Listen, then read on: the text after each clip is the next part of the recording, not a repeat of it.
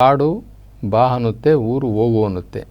ಈ ಗಾದೆ ಮಾತು ಎಷ್ಟು ಸತ್ಯ ಅಂತಂದರೆ, ಪ್ರತಿಯೊಬ್ಬ ಜೀವಿನೂ ಕೂಡ, ಪ್ರತಿಯೊಬ್ಬ ಮಾನವನೂ ಕೂಡ ಈ ಶಬ್ದವನ್ನು ಉಪಯೋಗಿಸ್ತಾನೆ, ಈ ಮಾತನ್ನು ತಗೊಳ್ತಾನೆ. ಅವನಿಗೆ ಯಾವಾಗ ತಗೊಳ್ತಾನೆ ಅಂತಂದರೆ, ಈ ಬದುಕು ಸಾಕಾದಾಗ, ಈ ಜಗತ್ತು ಬೇಡ ಅನ್ನಿಸ್ದಾಗ, ಸಂಸಾರ ಬೇಡವೇ ಬೇಡ ಅನ್ನಿಸ್ದಾಗ ಅವನು ಹೇಳ್ತಾನೆ, ಅಯ್ಯೋ ನನಗೆ ಸಾಕಪ್ಪ, ಸಾಕು, ಈ ಭೂಮಿನೇ ಸಾಕು, ಈ ಸಂಸಾರನೂ ಸಾಕು, ನನಗೆಲ್ಲ ಸಾಕು, ನನಗೆ ಆ ಶಿವ ಕರ್ಕೊಂಬಿಟ್ರೆ ಸಾಕು ಅಂತಾರೆ. ಅಲ್ಲಿವರೆಗೂ ಎಲ್ಲ ಬೇಕು ಬೇಕು ಬೇಕು ಅಂತ ಇದ್ದರು. ಹಣ ಬೇಕು, ಆಸ್ತಿ ಬೇಕು, ಮದುವೆ ಬೇಕು, ಮಕ್ಕಳು ಬೇಕು, ಎಲ್ಲವೂ ಬೇಕು. ಆಸ್ತಿಗಳಂತೂ ಇನ್ನಷ್ಟು ಬೇಕು. ಬೇಕು ಬೇಕು ಬೇಕು ಬೇಕು ಅಂತಿದ್ದವರು ಆ ಬೇಕು ಅನ್ನುವುದರಲ್ಲಿ ಏನು ಸಾರಾಂಶ ಇಲ್ಲ, ಬರೀ ತೊಂದರೆಗಳೇ ಇದ್ದಾವೆ, ಬರೀ ವಿಘ್ನಗಳೇ ಇದ್ದಾವೆ, ಇದರೊಳಗಡೆ ಏನೂ ಇಲ್ಲ, ಯಾವ ಸುಖನೂ ಇಲ್ಲ ಅನ್ನುವಂಥದ್ದು ಗೊತ್ತಾದ ಮೇಲೆ ಅವರು ಹೇಳ್ತಾರೆ, ಸಾಕಪ್ಪ ಸಾಕು. ಈ ಸಾಕಪ್ಪ ಸಾಕು ಯಾವಾಗ ಬಂತು ಅಂತಂದರೆ, ಅವನಿಗೆ ವಯಸ್ಸಾಗ್ತಾ ಆಗ್ತಾ ಆಗ್ತಾ ಆಗ್ತಾ ಹೇಳ್ತಾನೆ. ಆಮೇಲೆ ಇನ್ನೊಂದು ಹೊಸ ಒಂದು ಡೈಲಾಗ್ ಹೇಳೋಕ್ಕೆ ಶುರು ಮಾಡ್ತಾನೆ. ನಾನು ಯಾವತ್ತಪ್ಪ ಕರ್ಕೊಳ್ತೀಯಾ ಶಿವನೇ, ನಾನು ಯಾವತ್ತಪ್ಪ ಬರಲಿ ನಿನ್ನ ಹತ್ರ, ಇನ್ನೂ ನನ್ನ ಭೂಮಿ ಮೇಲೆ ಬಿಟ್ಟಿದ್ದೀಯಲ್ಲಪ್ಪ ಇದನ್ನೆಲ್ಲ ನೋಡಲಿಕ್ಕೆ, ಈ ನರಕ ನೋಡಲಿಕ್ಕೆ ಅಂತಾನೆ. ನರಕ ನೋಡಲಿಕ್ಕೆ ಅನ್ನುವಂಥ ಮಾತು ಒಂದು ಕಾಲದಲ್ಲಿ ಸ್ವರ್ಗ ಆಗಿತ್ತು, ಅವನಿಗೆ ಸ್ವರ್ಗ ಆಗಿತ್ತು. ಈ ಪ್ರಪಂಚದಲ್ಲಿ ಇರ್ತಕ್ಕಂಥದ್ದನ್ನೆಲ್ಲ ಅನುಭವಿಸ್ಬೇಕು, ನಾನು ಎಲ್ಲವನ್ನು ನೋಡಬೇಕು, ನನ್ನದಾಗಬೇಕು, ನನ್ನದನ್ನಾಗಿ ಮಾಡಿಕೊಳ್ಬೇಕು, ಒಂದು ಸುಂದರವಾಗಿರ್ತಕ್ಕಂಥ ಮನೆ ಕಟ್ಟಬೇಕು, ಮನಸ್ಸು ಇಡಿಸುವಂತಹ ಒಂದು ಕನ್ಯೆಯನ್ನು ಮದುವೆ ಮಾಡಿಕೊಳ್ಬೇಕು, ಚೆನ್ನಾಗಿ ಸಂಸಾರ ಮಾಡಬೇಕು, ಒಳ್ಳೆ ಮಕ್ಕಳು ಹುಟ್ಟಬೇಕು, ಬೇರೆಯವರು ಹೊಟ್ಟೆ ಕಿಚ್ಚು ಬೀಳುವಂತೆ ನಾನು ಬದುಕಬೇಕು, ಬಾಳಬೇಕು ಅನ್ನುವಂತಹ ಕಲ್ಪನೆಯನ್ನು ಕಟ್ಟಿಕೊಂಡಂಥ ಮಾನವ ಆಸೆ ಎನ್ನುವ ಕುದುರೆಯ ಬೆನ್ನ ಮೇಲೆ ಕೂತ್ಕೊಳ್ತಾನೆ. ಆಸೆ ಅನ್ನುವ ಬೆನ್ನಿನ ಮೇಲೆ ಕೂತ್ಕೊಂಡಂಥ ಮನುಷ್ಯ ಆ ಮಾಯೆ ಅನ್ನುವಂತಹ ಆ ಮಾಯಾ ಲೋಕಕ್ಕೆ ಅವನು ಎಂಟ್ರಿ ಹಾಕ್ತಾನೆ. ಕೊನೆಗೆ ಆಸೆಗಳು ಅನ್ನುವಂತಹ ಆ ಮಾಯೆ ಏನು ಮಾಡ್ತದೆ, ಭರವಸೆಗಳನ್ನು ಉಂಟು ಮಾಡಿ ಮಾಡಿ ಮಾಡಿ ಮಾಡಿ ಮಾಡಿ ಆ ಭರವಸೆಗಳು ಮೇಲಿಂದ ಮೇಲೆ ಭರವಸೆ, ಮೇಲಿಂದ ಮೇಲೆ ಭರವಸೆ, ಕೊನೆಗೆ ಅದು ಎಲ್ಲಿವರೆಗೂ ತೊಗೊಂಡೋಗುತ್ತೆ ಅಂತಂದರೆ ನಿರಾಶೆ ಆಗೋವರೆಗೂ ತೊಗೊಂಡೋಗ್ಬಿಡುತ್ತೆ. ಆ ನಿರಾಶೆ ಆದಂಥ ಮೇಲೆ ಅವನ್ನ ಎತ್ತಾಕ್ಬಿಡ್ತದೆ. ಆ ಮಾಯೆ ಅಂತಕ್ಕಂಥದ್ದು ಅವನ್ನ ಎತ್ತಾಕ್ಬಿಡ್ತದೆ. ನಮ್ಮ ಶರಣರು ಹೇಳ್ತಾರೆ, ಈ ಮನುಷ್ಯ ಎಷ್ಟು ದಡ್ಡ ಇದ್ದಾನೆ, ಎಷ್ಟು ಪೆದ್ದು ಇದ್ದಾನೆ ಅಂತಂತಂದರೆ, ಅದರಲ್ಲಿ ಕಣ್ಣಲ್ಲಿ ನೋಡಿರ್ತಾರೆ, ಇದರೊಳಗೆ ಏನು ಹುರುಳಿಲ್ಲ ಏನು ಹುರುಳಿಲ್ಲ ಅಂತ ಅನುಭವಗಳು ಹೇಳಿರ್ತವೆ. ನಾವು ಕಾಲನೋಟದಲ್ಲಿ ನೋಡಿರ್ತೀವಿ, ಇತಿಹಾಸದಲ್ಲಿ ತಿಳ್ಕೊಂಡಿರ್ತೀವಿ. ಆದ್ರೂ ಕೂಡ ನಮಗೆ ಅದೇ ಬೇಕು ಅದೇ ಬೇಕು ಅದೇ ಬೇಕು ಅನ್ನುವಂತಹ ಒಂದು ಮಪ್ಪರಿನಲ್ಲಿ ನಾವು ಹೋಗ್ತಾ ಇರ್ತೀವಿ.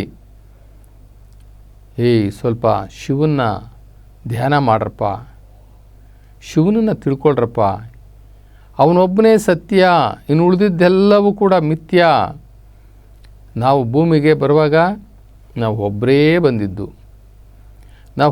ಬಂದಿದ್ದು, ಅದು ಬರುವಾಗ ಅಳ್ತಾ ಬಂದಿದ್ದು, ಸುಮ್ಮನೆ ಬರಲಿಲ್ಲ.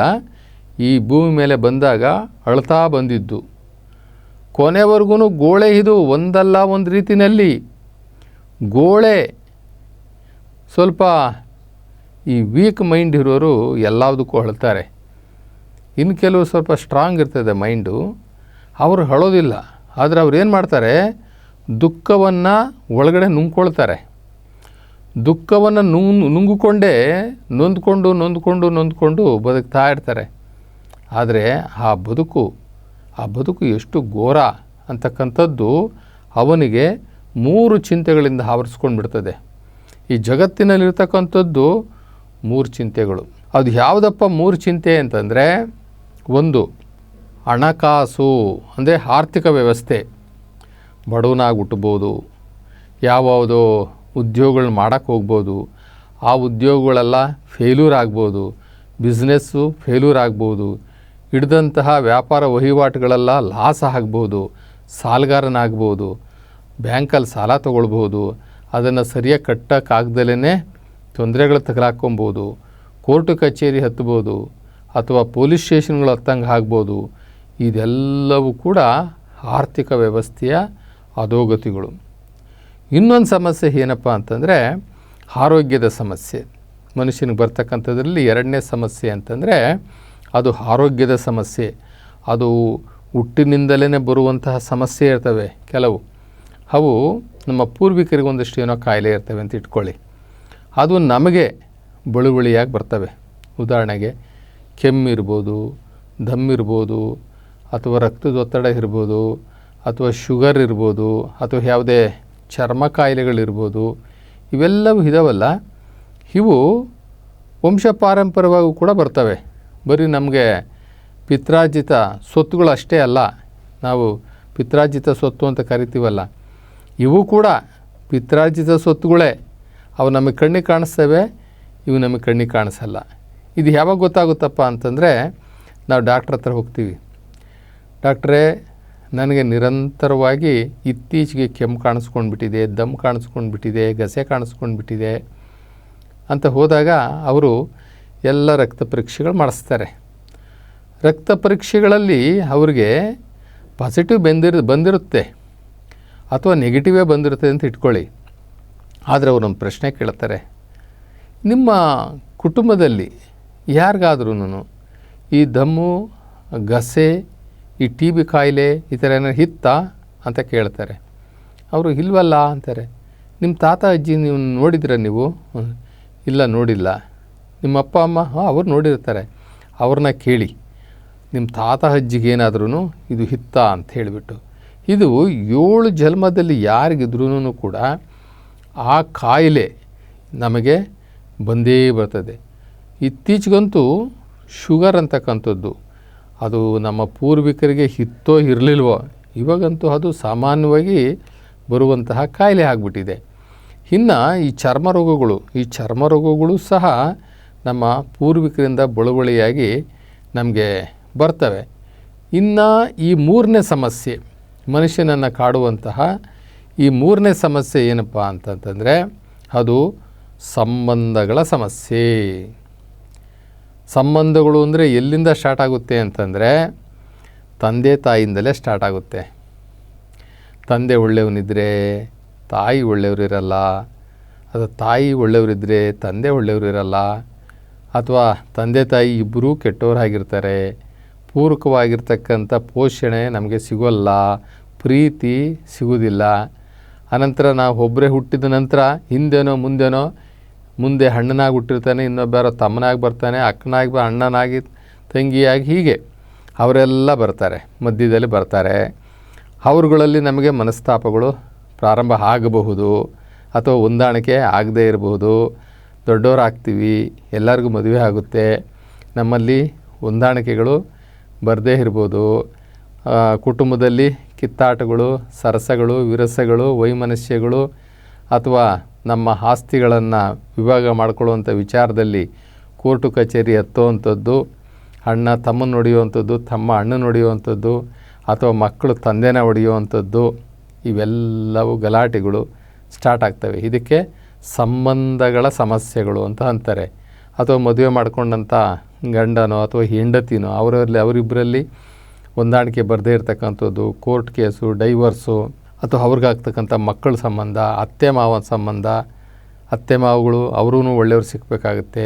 ಹೀಗೆ ಸಂಬಂಧಗಳ ಸಮಸ್ಯೆ ಸಾಮಾನ್ಯವಾಗಿ ಇವತ್ತು ಆರ್ಥಿಕ ವ್ಯವಸ್ಥೆಗಂತ, ಈ ಕಾಯಿಲೆ ಸಮಸ್ಯೆಗಳಿಗಂತ ಈ ಸಂಬಂಧಗಳ ಸಮಸ್ಯೆ ಇದೆಯಲ್ಲ, ಈ ಸಂಬಂಧಗಳ ಸಮಸ್ಯೆ ತುಂಬ ಜನಗಳಿಗೆ ಕಾಡ್ತಾ ಇರ್ತಕ್ಕಂಥದ್ದು, ನೆಮ್ಮದಿಯನ್ನು ಕಸ್ಕೊಳ್ತಾ ಇರ್ತಕ್ಕಂಥದ್ದು. ಈಗ ಅತ್ತೆ ಸೊಸೆಗೆ ಒಳ್ಳೆ ಹೊಂದಾಣಿಕೆ ಇದ್ದರೆ ಅದು ಒಂದು ಕುಟುಂಬ, ಅದೊಂದು ರೀತಿಯ ಕುಟುಂಬ. ಅವರಿಬ್ಬರಲ್ಲಿ ಸಮಸ್ಯೆ ಬಂದರೆ ಅದು ಒಂಥರ ಮನಸ್ತಾಪಗಳ ಕುಟುಂಬ. ಅಥವಾ ಮಾವನನ್ನು ಸೊಸೆ ಸರಿಯಾಗಿ ನೋಡ್ಕೊಳ್ಳದಲ್ಲಿದ್ದರೆ ಆ ದುಡಿದಂತಹ ಆ ಮಾವ ಅಥವಾ ರಿಟೈರ್ಡ್ ಆಗಿರ್ತಕ್ಕಂಥ ಮಾವ ಪೋಷಣೆಗೆ ಒಳಗಾಗಿರ್ತಕ್ಕಂಥ ಮಾವನಿಗೆ ಕಾಲಕ್ಕೆ ಒಂದಿಷ್ಟು ಬಿಸಿ ಊಟ ಅಥವಾ ಬಿಸಿ ನೀರು ಅಥವಾ ಒಂದು ಔಷಧಿ ಆರೈಕೆ ಪೋಷಣೆಗಳು ಕೊಡಲಿಲ್ಲ ಅಂತಂತಂದರೆ ಅವನೇನು ಅನ್ಕೋತಾರೆ, ನಮ್ಮ ಸೊಸೆದಿರು ನನ್ನ ಚೆನ್ನಾಗಿ ನೋಡ್ಕೊಳ್ಳಲ್ಲಪ್ಪ.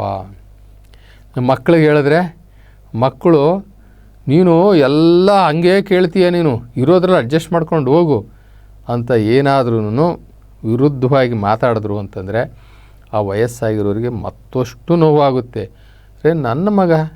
ನನ್ನ ಮಗನೂ ಕೂಡ ನನ್ನ ಕಡೆ ಮಾತಾಡ್ತಾ ಇಲ್ವಲ್ಲ, ಅವನು ಹೆಂಡತಿ ಕಡೆನೇ ಮಾತಾಡ್ತಾನಲ್ಲ. ಪಾಪ ಅವನೇನು ಮಾಡ್ತಾನೆ, ಹೆಂಡತಿ ಕಡೆ ಮಾತಾಡಿದ್ರೆ ಅದು ಕಷ್ಟ, ಈ ಕಡೆ ತಂದೆ ತಾಯಿ ಕಡೆ ಮಾತಾಡಿದ್ರೆ ಅಲ್ಲೂ ಕಷ್ಟ. ಅವನು ಒಂದು ರೀತಿ ಅಡಿಕೆ, ಈ ಕತ್ತರಿ ಸಿಗಾಕೊಂಡಿರ್ತಕ್ಕಂಥ ಅಡಿಕೆ ಥರ ಅವನು ಕಷ್ಟ ಬೀಳ್ತಾನೆ. ಈಗ ಹೆಣ್ಮಕ್ಳು ಅಡ್ಜಸ್ಟ್ ಮಾಡ್ಕೊಳ್ಳಲ್ಲ. ಈಗ ಹೆಣ್ಮಕ್ಳು ಯಾರನ್ನು ಅಡ್ಜಸ್ಟ್ ಮಾಡ್ಕೊಳ್ಳಲ್ಲ. ಕೆಲವರು ಮಾಡ್ಕೊಳ್ತಾರೆ, ಇನ್ನು ಕೆಲವರು ಈಗ ಕೆಲಸಕ್ಕೆ ಹೋಗುವಂಥವ್ರು, ಅವರು ಆ ಕೆಲಸದ ಒತ್ತಡಗಳು, ಅವರು ಅಲ್ಲಿಂದ ಬಂದಿರ್ತಾರೆ, ಸಾಕಾಗಿ ಬಂದಿರ್ತಾರೆ. ಇಲ್ಲಿ ಮನೆಯಲ್ಲಿ ಈ ಕುಟುಂಬ ವ್ಯವಸ್ಥೆಯಲ್ಲಿ ಸೊಸೆ ಮೇಲೆ ಮಗನ ಮೇಲೆ ಅವಲಂಬಿಸಿರ್ತಕ್ಕಂಥ ತಂದೆ ತಾಯಿ ಇರ್ತಾರೆ.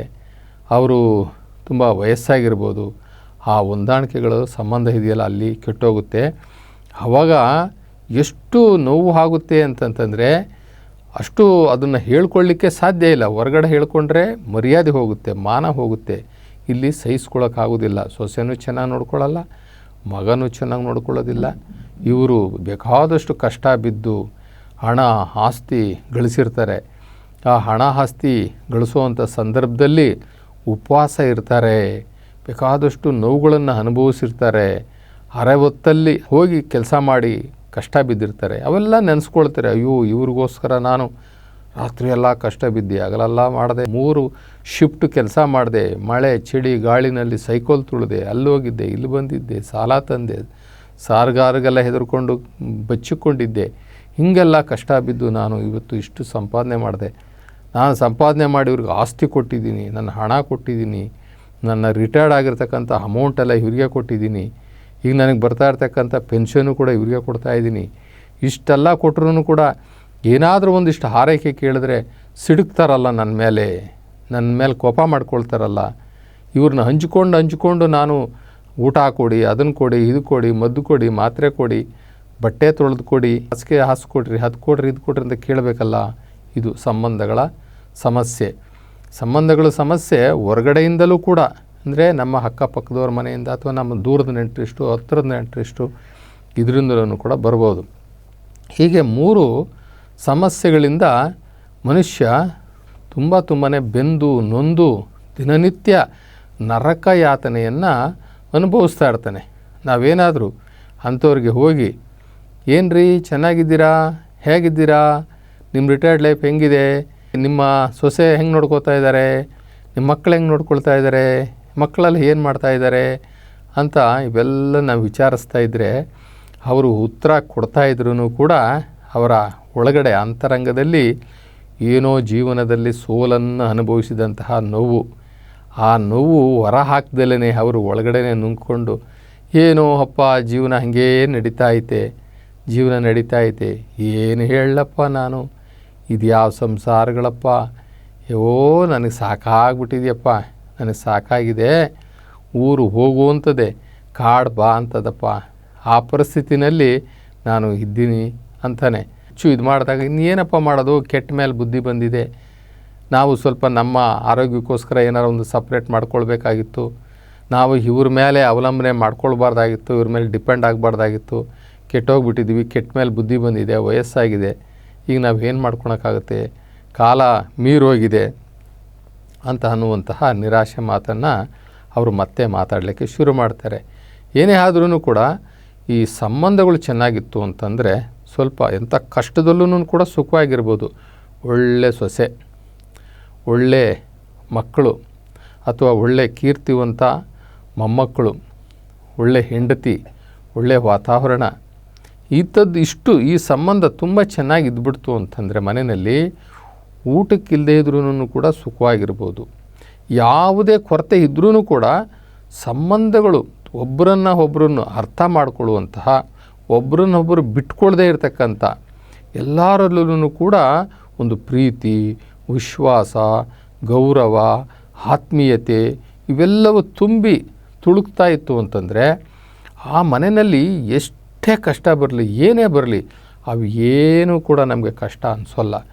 ಆದರೆ ಈ ಸಂಬಂಧಗಳಲ್ಲಿ ಒಬ್ರಿಗೊಬ್ಬರಿಗೆ ಆ ಮನಸ್ತಾಪಗಳು ಅಂತ ಹೇಳ್ತೀವಲ್ಲ, ಆ ಮನಸ್ತಾಪಗಳು ಬಂದ್ರಂತೂ ಅದು ದಿನನಿತ್ಯ ಚಿತ್ರಹಿಂಸೆಯನ್ನು ಅನುಭವಿಸುವಂತಹ ವಾತಾವರಣ ಬಂದ್ಬಿಡುತ್ತೆ.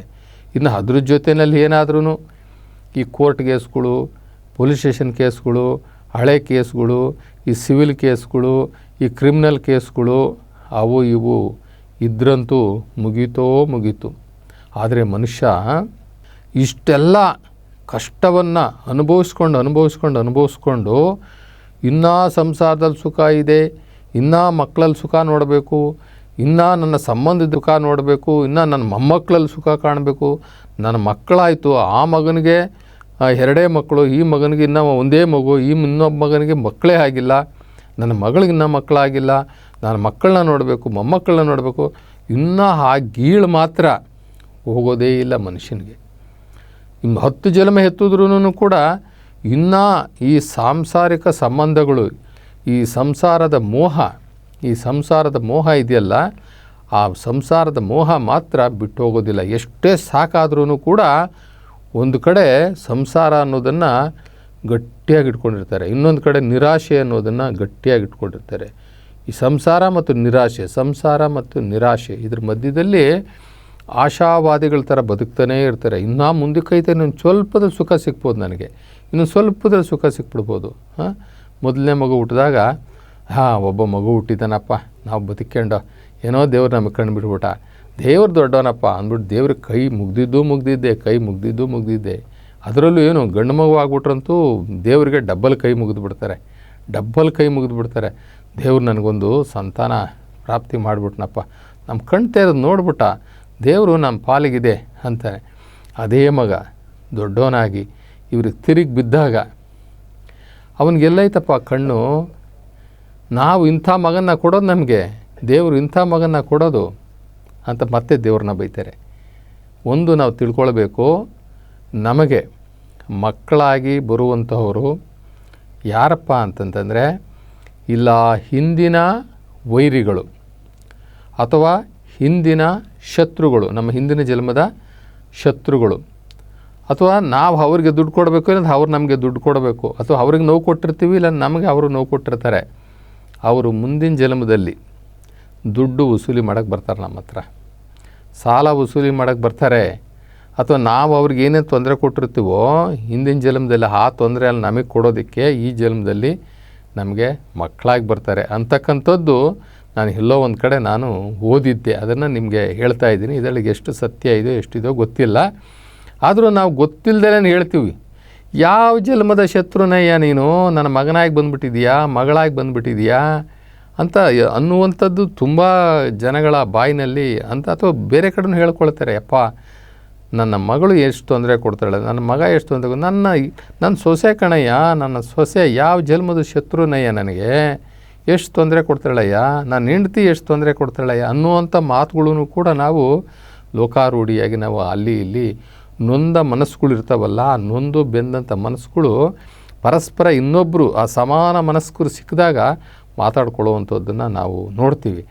ಆದರೆ ಬಂಧುಗಳೇ ನೋಡಿ, ನಾವು ಈ ಸಂಸಾರದ ಜಂಜಾಟಗಳ ಮಧ್ಯದಲ್ಲಿ ನಾವು ಏನಾದ್ರೂ ಕೂಡ ಆ ಶಿವನ್ನ ಹಿಡ್ಕೊಂಡ್ರೆ, ದೇವರನ್ನು ಹಿಡ್ಕೊಂಡ್ರೆ, ನಮ್ಮ ಪ್ರತಿ ಕ್ಷಣದಲ್ಲೂ ಕೂಡ, ಪ್ರತಿಯೊಂದು ಆತಂಕದಲ್ಲೂ ಕೂಡ, ಪ್ರತಿಯೊಂದು ಕಣ್ಣೀರಲ್ಲೂ ಸಹ ಅವನು ನಮಗೆ ಸಹಾಯ ಮಾಡ್ತಾನೆ, ಅವನು ನಮ್ಮ ಜೊತೆನೇ ನಿಲ್ತಾನೆ.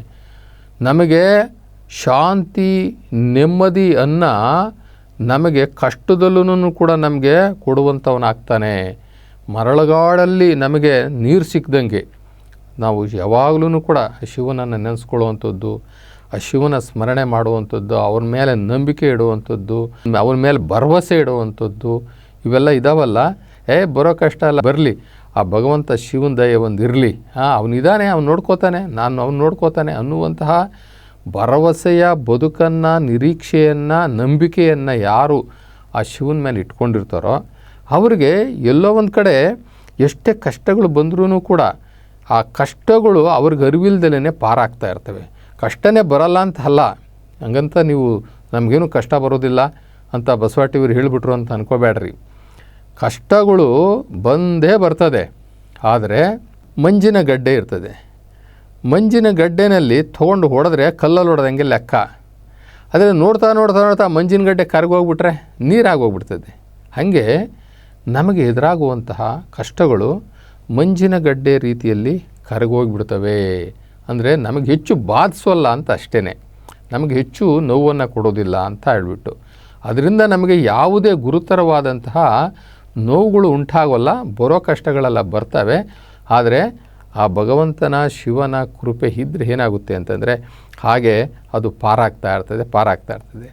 ಅದಕ್ಕೆ ನಮ್ಮಲ್ಲಿ ನಾವು ಕೆಲವ್ರು ಕೇಳ್ತಾರೆ, ಆಯ್ತಪ್ಪ ನಾವೀಗ ಕೆಟ್ಟು ಹೋಗಿಬಿಟ್ಟಿದ್ದೀವಿ, ಒಂದು ಹಂತಕ್ಕೆ ಬಂದುಬಿಟ್ಟಿದ್ದೀವಿ, ನಾವೇನೋ ಚಿಕ್ಕ ವಯಸ್ಸಲ್ಲಿ ನಾವು ದೇವರನ್ನು ತಿಳ್ಕೊಳ್ಳಿಲ್ಲ, ಅಥವಾ ಮಧ್ಯ ವಯಸ್ಸಲ್ಲೂ ಕೂಡ ನಾವು ದೇವರನ್ನು ತಿಳ್ಕೊಳ್ಳಿಲ್ಲ, ನಾವು ಬರೀ ಈ ಸಂಸಾರನೇ ಸುಖ, ಸಂಸಾರನೇ ನಿಜ, ಈ ಹೆಂಡತಿ ಮಕ್ಕಳೇ ನಿಜ ಅಂತ ತಿಳ್ಕೊಂಡು ನಾವು ಬಂದುಬಿಟ್ವಿ. ಇವಾಗಾದರೂ ನಾವು ಆ ಪರಮಾತ್ಮನನ್ನು, ಶಿವನನ್ನು ನಾವು ಹಿಡಿಬೋದಾ? ನಮಗೆ ಯಾವ ಸಮಯ ಯಾವ ಏಜು ಒಳ್ಳೆಯದು, ಯಾವ ಏಜಲ್ಲಿ ನಾವು ದೇವ್ರನ್ನ ಹಿಡಿಬೇಕು, ಯಾವ ದೇವರನ್ನು ಪೂಜೆ ಮಾಡಬೇಕು ಅನ್ನುವಂತಹ ವಿಚಾರ ಏನಾದರೂ ನಮಗೆ ಬಂದಾಗ ಆವಾಗ ನಾವು ಯಾರೋ ಒಬ್ಬರು ಮಹಾತ್ಮರು ಬರ್ತಾರೆ, ನಮ್ಮನ್ನು ಸಂಸಾರದ ಕಡೆಯಿಂದ ದೇವ್ರ ಕಡೆ ನಮ್ಮನ್ನು ತಿರುಗಿಸ್ತಾರೆ. ಅದಕ್ಕೆ ಬಸವಣ್ಣನವರು ಹೇಳ್ತಾರೆ, ಅಪ್ಪ ಇವೆಲ್ಲ ಅಸತ್ಯ, ಇವು ನಂಬೇಡ್ರಿ, ಇದರಲ್ಲಿ ಮುಳುಗಬೇಡಿ, ನೀವು ಇಟ್ಕೊಳ್ಳಿ, ಸಂಸಾರ ಇಟ್ಕೊಳ್ಳಿ, ಹಣ ಇಟ್ಕೊಳ್ಳಿ, ಆಸ್ತಿ ಇಟ್ಕೊಳ್ಳಿ, ಬಂಧುತ್ವ ಇಟ್ಕೊಳ್ಳಿ, ಎಲ್ಲವನ್ನು ಇಟ್ಕೊಳ್ಳಿ, ಒಡವೆ ಇಟ್ಕೊಳ್ಳಿ, ವಸ್ತ್ರ ಇಟ್ಕೊಳ್ಳಿ, ಆದರೆ ಮೋಹಿಸಬೇಡಿ, ಅಂದರೆ ಅದರಲ್ಲಿ ಮುಳುಗಬೇಡ್ರಿ. ಶಿವನಿಗೆ 50% ಜಾಗ ಕೊಡಿ, 50% ನಿಮ್ಮ ಬದುಕನ್ನು ಮಾಡ್ಕೊಳ್ಳಿ, ಅದರೊಳಗೆ 50% ಆದ್ರೂ ಕೂಡ ನೀವು ಆ ಭಗವಂತನ ಕಡೆ ನೀವು ಬನ್ನಿಯಪ್ಪ ಅಂತ ಹೇಳ್ತಾರೆ. ಅದಕ್ಕೆ ನಮಗೆ ಸಮಯ ಅನ್ನೋದು ಇದೆಯಲ್ಲ, ಅದು ನಮಗೆ ಚಿಕ್ಕ ಏಜಲ್ಲೇ ಶುರುವಾಗಬೇಕು. ಒಂದು 20 ವಯಸ್ಸಲ್ಲಿ ಶುರುವಾಗಿಬಿಟ್ರೆ ನಾವು ಪರಿಪಕ್ವವಾದಂತಹ ಮಾನವರಾಗಿಬಿಡ್ತೀವಿ. ಅದನ್ನು ಬಿಟ್ಬಿಟ್ಟು ನಾವು ಎಂಥ ಟೈಮಲ್ಲಿ ಹೋಗ್ತೀವಿ ಗೊತ್ತಾ?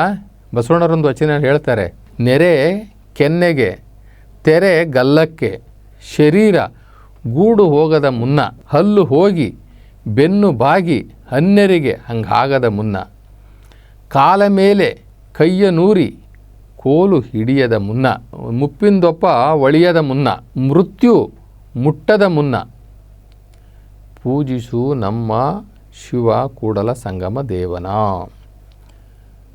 ನಮಗೆ ಆ ಏಜಲ್ಲಿ ಶುರುವಾಗುತ್ತೆ ನೋಡ್ರಿ ನಮ್ಮ ನರನಾಡಿಗಳೆಲ್ಲ ಬಿದ್ದೋಗಿ ಎದ್ದಳಕ್ಕಾಗ್ದಲೇ ಮಂಡಿ ನೋವು ಬಂದು, ಸೊಂಟ ನೋವು ಬಂದು, ಬೆನ್ನೋವು ಬಂದು ಇನ್ನೊಬ್ರು ಎತ್ತಿ ನಿಲ್ಲಿಸ್ಬೇಕಲ್ಲ, ಆ ಸಂದರ್ಭದಲ್ಲಿ ನಾವು ದೇವ್ರು ನೋಡ್ಕೋಕೆ ಹೋಗ್ತೀವಿ. ಓಹೋ ಯಾರೋ ಒಬ್ಬರು ಬಸವ ಟಿ ವಿಲಿ ಹೇಳ್ತಾಯಿದ್ರು, ಅವಾಗೆಲ್ಲ ಪೂಜೆ ಮಾಡ್ರ, ಇವಾಗಾದ್ರೂ ಮಾಡ್ತೀನಿ ಅನ್ನೋಷ್ಟೊಳಗೆ ನರನಾಡಿಗಳೆಲ್ಲ ಸತ್ತು ಬಿದ್ದೋಗಿರ್ತೀವಿ. ಅವಾಗ ಏನು ಮಾಡೋಕ್ಕಾಗುತ್ತೆ? ಮಾಡಿರೋ ತಪ್ಪುಗಳನ್ನ ನಾವು ಸರಿಪಡಿಸ್ಕೊಳಕ್ಕಾಗತ್ತಾ? ಅಥವಾ ಮುಂದಿನ ಜೀವನ ಏನಾದರೂ ಇರುತ್ತಾ? ಇಲ್ಲ. ಮುಂದಿನ ಜೀವನದಲ್ಲಾರು ಒಂದಿಷ್ಟು ಒಳ್ಳೇದು ಮಾಡೋಣ ಅಂತಂದರೆ ಆಗಲೇ ನರನಾಡಿಗಳೆಲ್ಲ ಸತ್ತು ಬಿದ್ದೋಗಿರ್ತವೆ. ಅವಾಗ ಏನು ಮಾಡೋಕ್ಕಾಗುತ್ತೆ? ನೆರೆ ಕೆನ್ನೆಗೆ, ಈ ಶರೀರ ಯೌವನ, ಈ ಯೌವನದಲ್ಲಿ ಮಿಂಚ್ತಾ ಇರ್ತದೆ. ವಯಸ್ಸಾದಂಗೆ ಈ ಮುಖದಲ್ಲಿ ಸುಕ್ಕುಗಟ್ಟುತ್ತೆ. ತೆರೆ ಗಲ್ಲಕ್ಕೆ, ಈಗೆಲ್ಲ ಒಳಗಡೆ ಹೋಗಿ ಶುರು ಮಾಡ್ತದೆ. ಶರೀರ ಒಳ್ಳೆ ಅಜಾನುಬಾಹುವಾಗಿರ್ತಾನೆ, ಕಟ್ಟುಮಸ್ತಾಗಿರ್ತಾನೆ. ವಯಸ್ಸಾಗ್ತಾ ಆಗ್ತಾ ಆಗ್ತಾ ಆಗ್ತಾ ಸಂಕುಚಿತ ಆಗುತ್ತೆ, ಒಂದು ಗೂಡು ಥರ ಆಗಿಬಿಡ್ತದೆ. ಹಲ್ಲುಗಳು ಹೊಟ್ಟೋಗ್ತವೆ, ಬೆನ್ನು ಬಾಗುತ್ತೆ. ಕಾಲ ಮೇಲೆ ಕೈ ಊರ್ಕೊಂಡೇ ನಾವು ಎದ್ದೇಳಬೇಕು, ಅಥವಾ ಕೈ ಹಿಡ್ಕೋಬೇಕಾದ್ರೂ, ಕೋಲು ಹಿಡ್ಕೋಬೇಕಾದ್ರೂ ಕೂಡ ಕಾಲು ಸಪೋರ್ಟ್ ಇಟ್ಕೊಂಡು ಎದ್ದೇಳಬೇಕು. ಕಾಲ ಮೇಲೆ ಕೈಯ ನೂರಿ ಕೋಲು ಹಿಡಿಯದ ಮುನ್ನ, ಈ ಮುಪ್ಪಿನವರೆಗೂ ನಾವು ಕಾಯಬಾರ್ದು. ಅದಕ್ಕೋಸ್ಕರ ಮೃತ್ಯು ಮುಟ್ಟದ ಮುನ್ನ, ಈಗಾಗಲೇ ಮೃತ್ಯು ಮುಟ್ಟಿಬಿಟ್ಟಿದೆ. ಮೃತ್ಯು ಮುಟ್ಟಿದೆ ಅಂತಂತಂದ್ರೇನು, ಇವೆಲ್ಲ ಆಗ್ತಾ ಇದೆ ಅಂಥೇಳಿ. ಯೌವನದಲ್ಲಿದ್ದಂಥ ಸಂದರ್ಭದಲ್ಲಿ ಎಲ್ಲ ನರನಾಡಿಗಳಲ್ಲಿ ಶಕ್ತಿ ತುಂಬಿರ್ತಕ್ಕಂಥ ಸಂದರ್ಭದಲ್ಲಿ ಹೆಂಗೆ ಕೂತ್ಕೊಂಡು ಚಕ್ ಅಂತ ಕೂತ್ಕೋತೆ, ಎದ್ದೇಳಿದ್ರೆ ಚಕ್ ಅಂತ ಎದ್ಬಿಡ್ತಾರೆ. ಆವಾಗ ಯಾವ ದೇವ್ರನ್ನೂ ನೆನೆಯಲ್ಲ. ಈಗ ಕೂತ್ಕೊಳ್ಳೋಕ್ಕೂ ದೇವ್ರ ನೆನಪು, ಎದ್ದೇಳೋಕ್ಕೂ ನೆನಪು. ಶಿವಶಿವ ಶಿವಶಿವ ಎಲ್ಲಿದೆಯಪ್ಪ ಅಂತಾರೆ. ಒಂದು ಸಲ ಜೋರಾಗಿ ಕೆಮ್ಮಿದ್ರೂ ಕೂಡ ಶಿವಶಿವ ಅಂತಾರೆ. ಒಂದು ಸಲ ಜೋರಾಗಿ ಸೀನ್ ಬಂದ್ರೂ ಕೂಡ ಶಿವಶಿವ ಅಂತಾರೆ. ಇವಾಗ ಶಿವನೇ ನೆನಪು ಬಂತು, ಮೊದಲು ಶಿವನ ನೆನಪು ಬರಲೇ ಇಲ್ಲ. ಅದಕ್ಕೆ ಮನುಷ್ಯ ಯಾಕಿಷ್ಟು ದುರಾಸೆ ಪಟ್ಟು ಈ ಸಂಸಾರದ ಹಿಂದೆ ಯಾಕಪ್ಪ ಬೀಳ್ತೀರಾ? ಎಲೆ ಮಾನವ, ಎಲೆ ಮಾನವ, ಅಳಿಯಾಸೆ ಬೇಡವೋ? ಈ ಕಾಡ ಬೆಳದಿಂಗಳ ಸಿರಿ ಇದು ಸ್ಥಿರವಲ್ಲ. ಕೇಡಿಲ್ಲದ ಪದವಿಯನ್ನು ಕೊಡುವನು, ಕೇಡಿಲ್ಲದ ಪದವಿಯನ್ನು ಕೊಡುವನು ನಮ್ಮ ಶಿವ ಕೂಡಲ ಸಂಗಮ ದೇವ. ಅವನನ್ನು ಮರೆಯದೇ ಪೂಜಿಸು. ಆ ಶಿವನನ್ನು ನೀನು ಮರೆಯದೇ ಪೂಜಿಸು. ಇವೆಲ್ಲ ನಂಬಿಕೊಂಡು ಹಾಳಾಗೋಗ್ಬೇಡ. ಬೆಳದಿಂಗಳು ತುಂಬ ಚೆನ್ನಾಗಿರ್ತದೆ. ಏನು ಬೆಳದಿಂಗಳು ಊಟ ಮಾಡ್ತೀವಿ ನಾವು, ಬೆಳದಿಂಗಳು ಸಂಭ್ರಮ ಮಾಡ್ತೀವಿ ನಾವು. ಆದರೆ ಎಷ್ಟೊತ್ತಿರ್ತದೆ ಬೆಳದಿಂಗಳು. ಈಗ ಪೂರ್ಣಮಿ ಒಂದು ದಿನ, ಅಮಾವಾಸ್ಯೆ ಒಂದು ದಿನ. ಆ ಪೂರ್ಣಮಿ ಒಂದು ದಿನ, ನಮ್ಮ ಒಂದೊಂದು ಸಂಭ್ರಮ ಅಷ್ಟೇ, ಒಂದೇ ದಿನ. ಅದೇ ಒಂದು ದಿನ ಅಮಾವಾಸ್ಯೆ ಬರ್ತದೆ ಅನ್ನೋದನ್ನು ಕೂಡ ನಾವು ತಿಳ್ಕೊಳ್ಬೇಕಲ್ಲ. ಈ ಸಂಸಾರ ಅಂತಕ್ಕಂಥದ್ದು ಈ ಕಾಡ ಬೆಳದಿಂಗಳಿದ್ದಂಗೆ. ಒಂದು ದಿನ ಕಾಡೆಲ್ಲ ತುಂಬ ಚೆನ್ನಾಗಿ ಕಾಣಿಸ್ತದೆ. ಪೂರ್ಣಚಂದ್ರ ಇದ್ದಿದ್ದ ದಿನ, ಆ ಹುಣ್ಣಿಮೆ ದಿನ ಕಾಡು ಗೀಡು ಎಲ್ಲ ಸುಂದರವಾಗಿ ಕಾಣಿಸ್ತದೆ. ಅದು ನೋಡೋಕ್ಕೆ ಅದ್ಭುತ ಅದು. ಆದರೆ ಅದು ನಿಜನಾ? ಅದು ಸತ್ಯನಾ? ಇಲ್ಲ. ಅದಕ್ಕೋಸ್ಕರ ಈ ಅಸತ್ಯವನ್ನು ನಂಬಿ ಕೆಡಬೇಡ. ಕೇಡಿಲ್ಲ ಪದವಿಯನ್ನಿವ ನಮ್ಮ ಶಿವ ನೀನು ನಂಬಿ ಅವನನ್ನು ಪೂಜಿಸಿ ಪ್ರಾರ್ಥಿಸಿ ಧ್ಯಾನಿಸಿ ಶಿವಯೋಗವನ್ನು ನೀನೇನಾದರೂ ಮಾಡಿದ್ರೆ ನಿನಗೆ ಅವನು ಎಲ್ಲವನ್ನು ಕೊಡ್ತಾನೆ. ಇದನ್ನೇ ನಂಬಿ ಕೂತ್ಕೋಬೇಡ. ಮನೆ ಮಕ್ಕಳು ಹಣ ಆಸ್ತಿ ಇವೇ ನಂಬ್ಕೊಂಡು ಕೂತ್ಕೊಬೇಡ. ಇದನ್ನೊಂದು 50 ಭಾಗ ನಂಬು, ಬಿಡಬೇಡ. ಆದರೆ ಇನ್ನೊಂದು 50 ಭಾಗ ನಿನಗೂ ಮುಕ್ತಿ ಬೇಕಲ್ವಾ? ನಿನಗೂ ಒಳ್ಳೇದು ಆಗಬೇಕಲ್ವಾ? ನಿನಗೂ ಪುನರ್ಜನ್ಮದಿಂದ ನೀನು ತಪ್ಪಿಸ್ಕೋಬೇಕಲ್ವಾ? ಅದು ಕೂಡ ನಿಂದು ಪ್ಲ್ಯಾನ್ ಇರಬೇಕು. ನಾನು ಈ ಜನ್ಮದಲ್ಲೇ ಮುಕ್ತಿ ಮತ್ತು ಮೋಕ್ಷ ಎರಡನ್ನೂ ನಾನು ಪಡ್ಕೊಳ್ಬೇಕು ಅನ್ನುವಂತಹ ಗುರಿಯನ್ನು ಒಂದು 50% ಇಟ್ಕೊಳ್ಳಿ. ಇನ್ನು 50% ನೀವು ಏನೋ ಒಂದು ಮಾಡ್ಕೊಳ್ಳಿ ಅಂಥೇಳಿ ಬಸವಣ್ಣವರು ಶರಣರು ನಮ್ಗೆ ಹೇಳ್ತಾರೆ. ಆದ್ದರಿಂದ ನಾವು ಊರು ಹೋಗು ಅನ್ನುತ್ತೆ, ಕಾಡು ಬಾ ಅನ್ನುತ್ತೆ. ಅಂಥ ಸಂದರ್ಭದಲ್ಲಿ ನಾವು ಮೋಕ್ಷ ಹಿಡಿತೀವಿ, ನಾವು ಶಿವನ ಹಿಡಿತೀವಿ, ನಾವು ಭಕ್ತಿ ಹಿಡಿತೀವಿ, ನಾವು ಜ್ಞಾನ ಹಿಡಿತೀವಿ ಅಂತಂದರೆ ಅದು ಸಿಗೋದಿಲ್ಲ. ಯಾಕೆಂದರೆ ಅವಾಗಲೇ ನಮ್ಮ ಶರೀರ ಎಲ್ಲವನ್ನು ಕಳ್ಕೊಂಡು ಬಿಡ್ತದೆ. ಅದಕ್ಕಂತ ಮುನ್ನ ನಾವು ಆ ಪರಮಾತ್ಮ ನಿರಾಕಾರ ಶಿವನನ್ನು ನಾವು ಹಿಡಿಬೇಕು ಅಂತಕ್ಕಂಥದ್ದು ಬಹಳ ಸೂಕ್ತವಾಗಿ ಮಾರ್ಮಿಕವಾಗಿ ಈ ಒಂದು ನುಡಿಗಟ್ಟಲ್ಲಿ ಹಿಡಿದುಕೊಟ್ಟಿದ್ದಾರೆ ನಮ್ಮ ಪೂರ್ವಿಕರು.